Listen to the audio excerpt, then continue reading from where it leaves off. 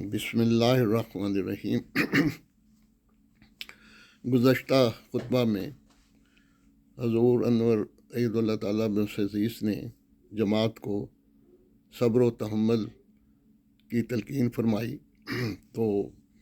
وہ پورا خطبہ ہی صبر پر تھا کہ اس کے کیا فوائد ہیں، اور الہی جماعتیں صبر و تحمل کے ساتھ ہی دنیا میں ترقی کرتی ہیں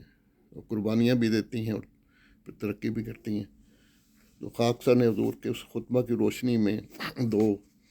اشعار ایک قطعہ کی شکل میں لکھے ہیں جو آپ کی خدمت میں پیش کرتا ہوں۔ جو کرے گا صبر وہی ہوگا آخر کامراں، جو کرے گا صبر وہی ہوگا آخر کامراں،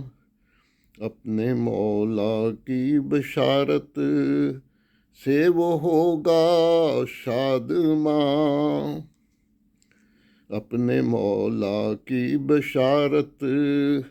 سے وہ ہوگا شادماں، رحمتیں اور برکتیں اپنے خدا سے پائے گا،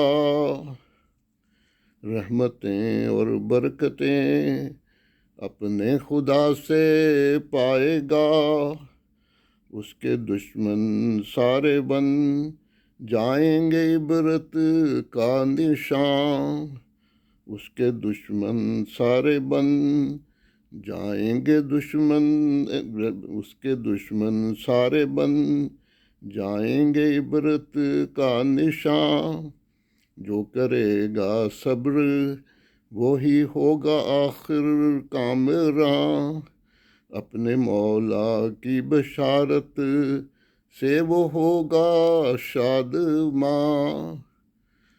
خدا تعالیٰ ہمیں خلیفہ وقت کے نصائح پر عمل کرنے کی توفیق عطا فرمائے، آمین۔